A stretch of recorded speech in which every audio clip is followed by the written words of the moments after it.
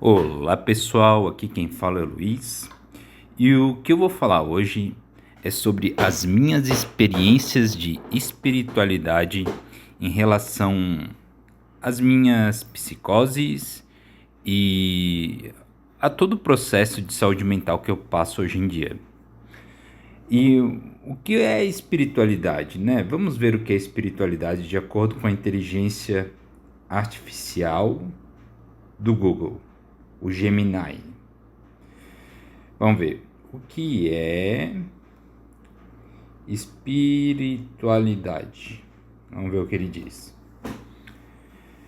Espiritualidade é uma dimensão fundamental da experiência humana, abrangendo a busca por significado, propósito e conexão com algo maior do que nós mesmos. É uma jornada pessoal e subjetiva com diversas interpretações e práticas. Ou seja, eu concordo com que a inteligência artificial está falando, a inteligência artificial do Google, e também porque, antes dizendo, né, espiritualidade não tem necessariamente a ver com religião, ela pode estar separada da religião. Religião, pelo que eu entendo, são práticas de rituais, enquanto que a espiritualidade não é necessariamente essas práticas de rituais, geralmente em comunidade, né? Mas a espiritualidade pode ser algo mais consigo mesmo. E o que aconteceu comigo?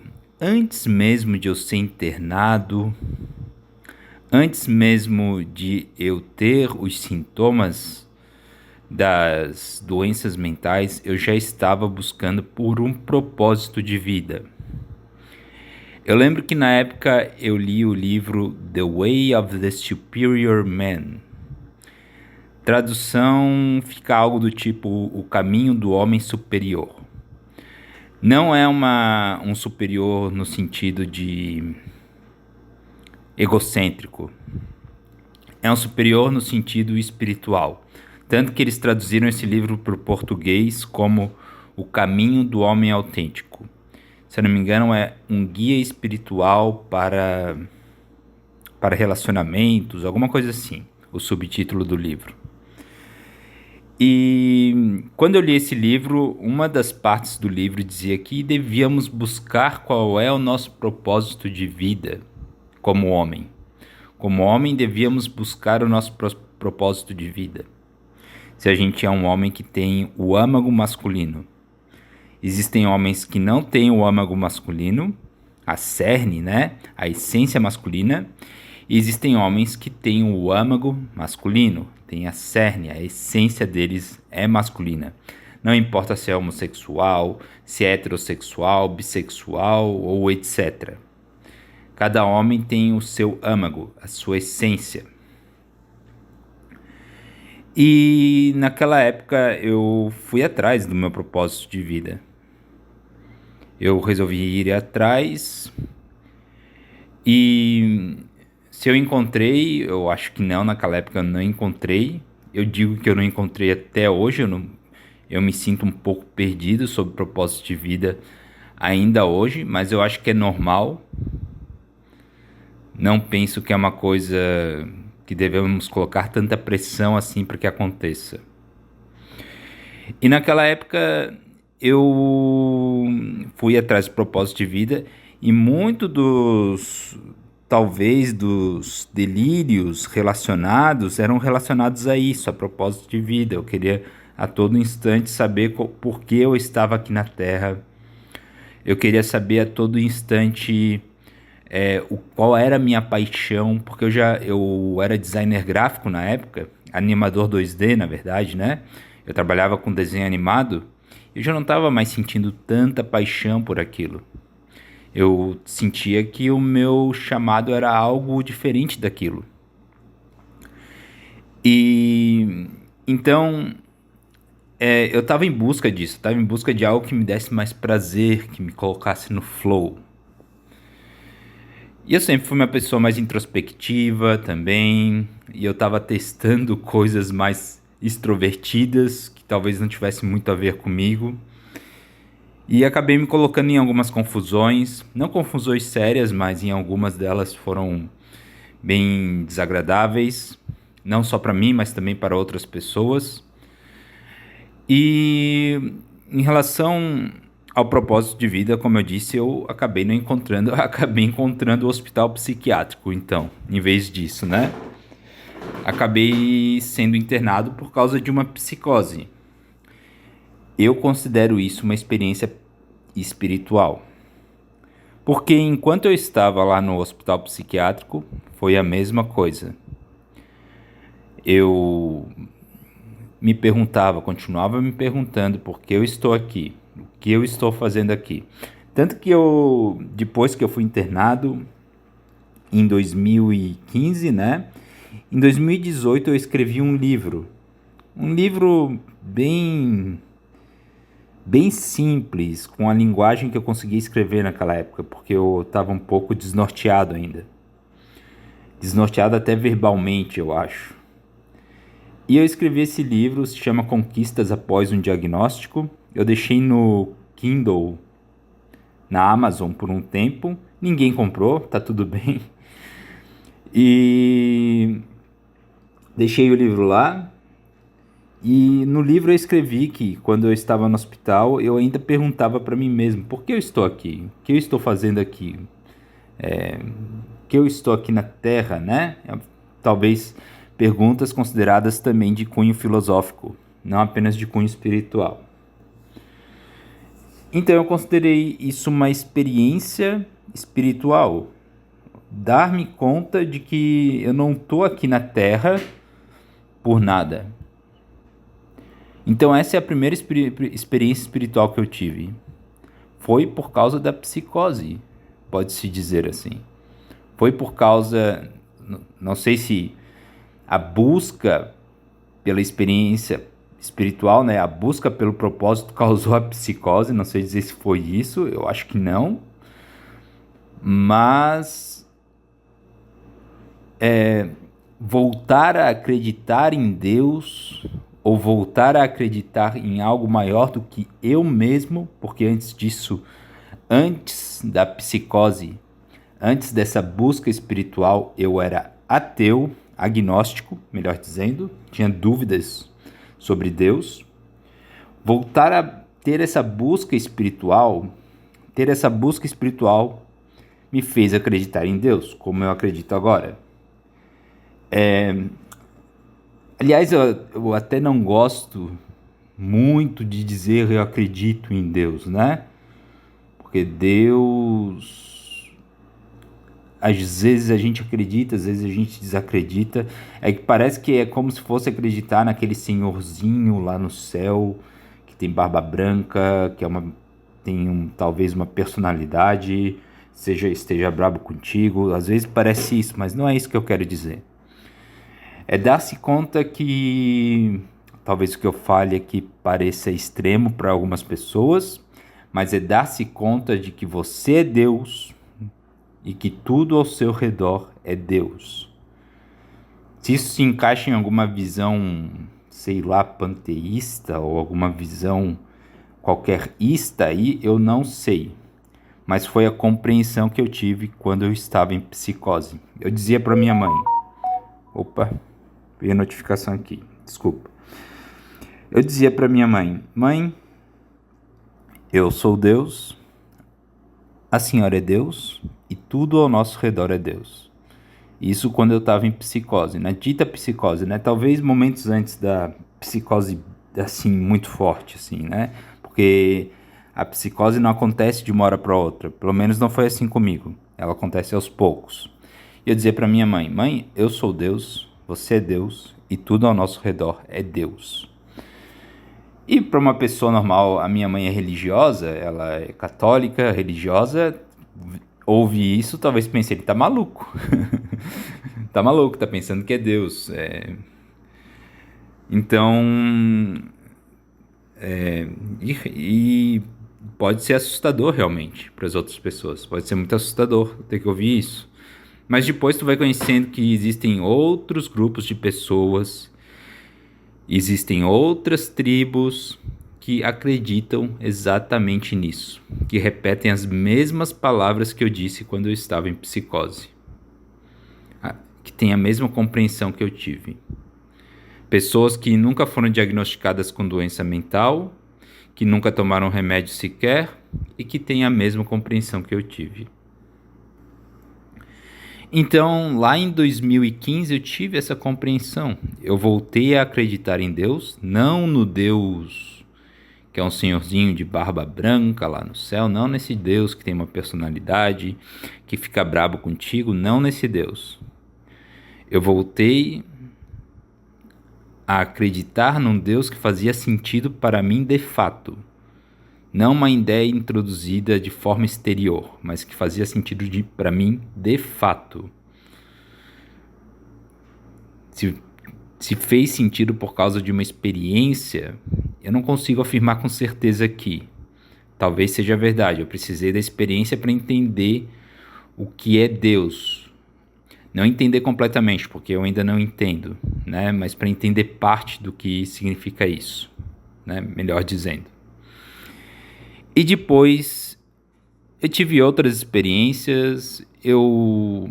Hoje eu não tenho certeza se elas são consideradas mediúnicas. Experiências de contato com pessoas do outro plano, né? Com contato com outro plano. Tive experiências, eu tenho uma sensibilidade mais aguçada. Talvez por causa dos remédios essa sensibilidade fique menos aguçada agora, né? Mas no geral eu tenho ela mais aguçada sim. Tanto que é engraçado que teve uma vez que eu fiz o desmame dos remédios. E à medida que eu fazia o desmame eu ficava mais poético. Eu criava mais poesia. Criava música. Criava muita poesia sensível. Eu tenho elas guardadas até hoje. E eu considero a poesia uma forma de espiritualidade, porque quando eu estou escrevendo poesia, eu estou muito conectado ao meu coração. Eu estou extravasando o coração, assim. Então é bem curioso isso, que quando eu diminuo as doses dos remédios, eu fico mais poético. Não recomendo fazer isso, ok? Se você está tomando remédio, não recomendo, ou o que eu posso dizer, se você quiser fazer isso do mesmo jeito, busque apoio médico, apoio profissional para fazer isso. Porque eu acho que é um direito, igual, né? É um direito de todo mundo, se quiser fazer isso. Mas se for fazer, busque apoio profissional. Médicos e terapeutas, se possível. E... bom, voltando aqui, depois eu tive essas experiências mediúnicas, que foi, por exemplo, teve uma vez que eu dormia no meu quarto, no quarto dos meus pais, e de vez em quando caía livros eu não sei, pode-se dizer que é espiritual e sobrenatural, né? Caía os livros da estante do quarto. E eu ficava assim, não tem nada pra cair o livro no meio da noite, da madrugada, enquanto eu tô dormindo.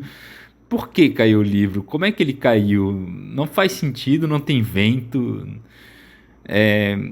E foi aonde eu considerei que, bom, pode ser que tenha uma entidade aqui. Porque às vezes acontecia de eu ter sonhos estranhos, eu ter a paralisia do sono. Já me aconteceu também de ter sonhos lúcidos. Sonhos lúcidos são muito bons. De ter o que eu considero projeção astral, mas talvez projeção astral não de uma forma consciente. Já aconteceu isso na minha vida. E enquanto... eu acho que isso foi lá por 2016, 2017, por aí. Começou a cair livros, ouvia barulhos no quarto, e eu pensei, eu tô assustado, né? Eu tava começando a me conectar cada vez mais com essas perspectivas espirituais. E muita coisa sobre espiritualidade é relacionada a entidades. Só que eu acho que muita gente coloca entidades como se fosse algo a você se afastar totalmente, a você ter medo, algo a você, que você deve temer. Não estou dizendo para você dar uma de corajoso e se meter com qualquer entidade, não estou dizendo isso. Mas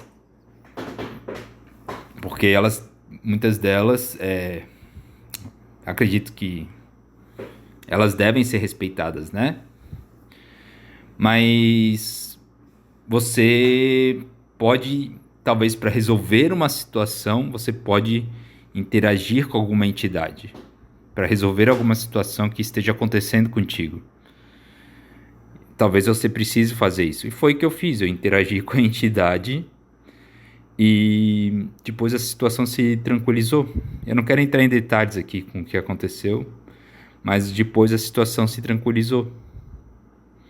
Eu me senti bem comigo mesmo, porque para me sentir bem com a entidade era uma questão de eu me sentir bem comigo mesmo ao mesmo tempo. E isso me ajudou muito. Então é também outra experiência espiritual. Acho que entra já numa questão mais mediúnica, que é o médium. Ele não é necessariamente aquele que ouve vozes ou vê coisas ou escreve coisas. Ele pode ser aquele que sente coisas. Não precisa ser necessariamente só áudio, clarividência, clareaudiência. Existem outros tipos de sensibilidades relacionadas ao médium. Eu não sou espírita, eu não sou ligado a nenhuma religião que considere as habilidades mediúnicas. Eu sou uma pessoa sem religião, mas eu acredito muito em Deus. Não Deus como o senhorzinho lá no céu, né? Mas Deus de uma forma que eu sou Deus, você é Deus e tudo ao nosso redor é Deus. Talvez seja...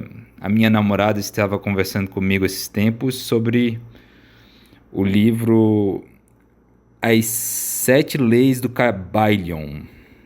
Eu acho que é esse livro, se eu não estou errado. E o livro, eu lembro que eu já li, ele fala muito sobre o todo. E nós fazemos parte do todo. É como eu entendo agora, né? Como eu entendo as coisas agora. De vez em quando eu tenho o insight natural, eu tenho a compreensão natural do que é o todo. E de vez em quando eu me esqueço. De vez em quando eu tenho a compreensão natural, me volta de novo. Opa, eu faço parte do todo. Me desculpa, eu vou ter que... Estou sem querer com as notificações ligadas. Estou gravando no celular. E às vezes eu tenho essa compreensão natural do que é o todo. E isso é muito importante porque o todo é o que chamamos de Deus. Por isso que eu falo que é Deus, né? Eu uso esse termo Deus para se referir ao todo. Penso que também pode se referir à palavra universo e outros tipos de palavras que se referem a uma inteligência superior da qual nós fazemos parte também. Agora, outras experiências espirituais já relacionadas à lei da atração ou lei da assunção. Para quem não sabe, lei da atração foi muito assim difundida pela Rhonda Byrne, eu acho. Ela escreveu aquele livro O Segredo. Eu acho que o nome dela é Rhonda Byrne, se eu não me engano. E também tem Quem Pensa Enriquece, do Napoleon Hill, que tem algumas coisas relacionadas à lei da atração, que é basicamente, penso eu, que é basicamente você compreender que os seus pensamentos criam a sua própria realidade. Eu chamo assim, você é Deus da sua própria realidade. É como eu gosto de descrever lei da atração e também a lei da assunção, que penso eu é mais baseada nos ensinamentos do Neville Goddard ou do Joseph Murphy. São dois escritores que falam muito sobre técnicas de manifestação, manifestar sua própria realidade. Talvez algumas pessoas não gostem desse assunto, porque acham que é... Como é que se diz? Acho que é besteira. Tá tudo bem. Tá tudo bem. Mas eu vou falar nesse vídeo sobre isso porque é uma coisa que eu interajo com esse tipo de coisa. Então, faz sentido para mim. E eu lembro que eu considero lei da atração também, ou lei da assunção. Quando eu estava no hospital psiquiátrico, a primeira vez, eu estava rezando Pai Nosso bastante. E o rezar o Pai Nosso, orar, né? É uma forma de você ativar a lei da atração. Ativar a manifestação, né? É uma forma de manifestar.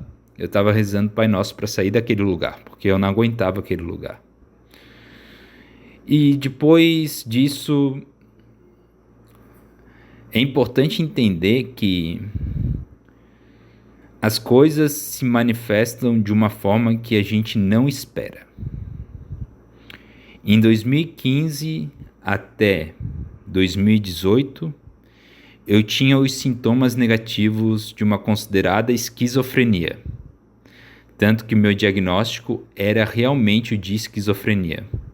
Eu tenho aqui as receitas médicas, eu tenho um laudo como esquizofrênico, inclusive. Nas receitas do remédio tem lá o F20 alguma coisa, eu não lembro aqui. E eu era diagnosticado como esquizofrênico. E além disso, eu tinha os sintomas negativos, que é a alogia, ou seja, eu falava pouco, falava coisas muito tipo, aham, tá, sim. E eu também, no caso, tinha anedonia, eu não sentia prazer nas coisas, a avolição, não queria fazer as coisas, não queria sair do meu quarto, não queria sair de casa. Tinha um retraimento social, não queria conversar com outras pessoas. Eu estava bem abandonado. E também estava abandonando quase a mim mesmo. E eu pedi a Deus, ou pedi ao universo, para que aquela minha situação fosse resolvida. Sabe-se lá como. Tanto que no meu vídeo, quero dizer, de 2018, a minha história com a esquizofrenia, eu falo assim, ó. Algo do tipo, eu falo, talvez a tua recuperação ou a tua cura aconteça, mas não da forma como a medicina espera. Talvez ela aconteça não da forma como o sistema de saúde mental espera. Talvez aconteça de uma forma inesperada. É o que eu digo. Isso é perto do final do vídeo.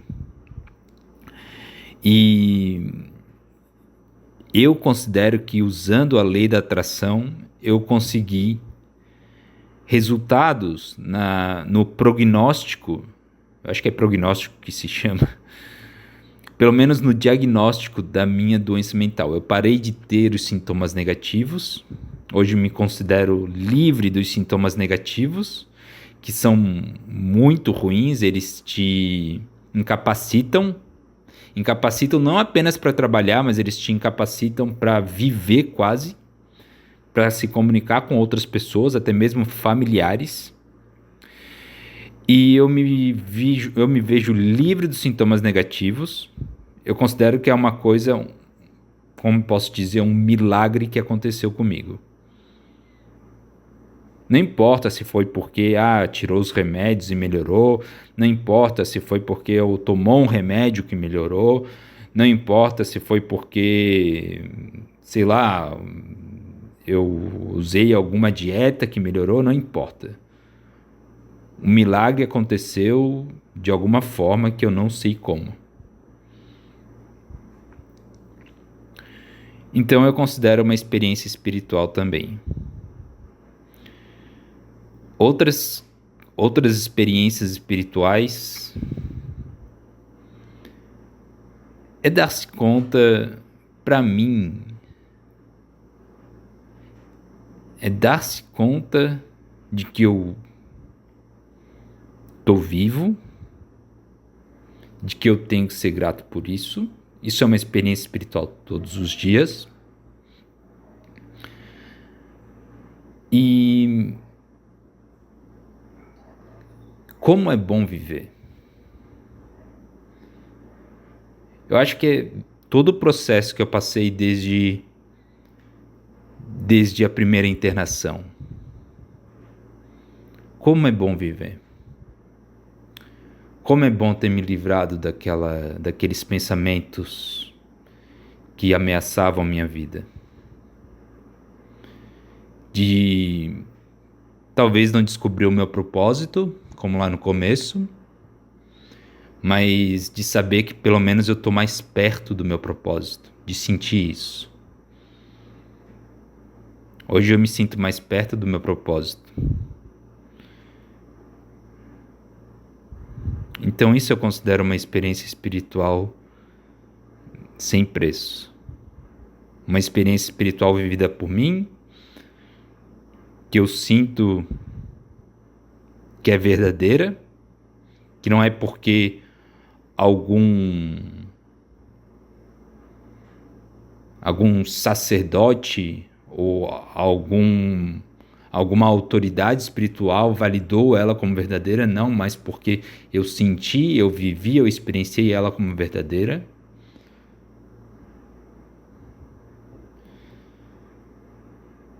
Então, é isso. Eu sinto que eu estou cada vez mais próximo do meu propósito. E isso eu acho que é a experiência espiritual, uma das experiências espirituais mais importantes. É um dos meus valores. Deus, amor e intuição. Acho que essas três coisas elas se encaixam muito bem. E eu expresso elas da minha melhor maneira possível hoje em dia. Seja através da arte, seja através do amor com os meus parentes, com os meus familiares, seja através do amor com a minha parceira, seja através do amor com os meus conhecidos, com os meus amigos, seja através da minha dedicação com os meus estudos, seja através até mesmo de coisas simples como limpar a casa, arrumar as roupas, pensar no outro quando estiver arrumando a casa, inclusive. Como eu posso transformar, como posso deixar o dia melhor para o outro também. Nosso propósito também ele não precisa, ele não precisa estar necessariamente ligado apenas a algo muito grande, muito maior, assim, a ser o maior escritor do mundo. Não apenas isso. Ser o maior artista do mundo, não apenas isso. Mas ele pode estar ligado às coisas simples da vida também. Não que as coisas grandes não sejam importantes, mas também está ligado às coisas simples da vida. Então era isso por hoje. Se você gostou desse podcast hoje, por favor, deixe um curtir, se inscreva no canal e até a próxima. Um forte abraço, até lá.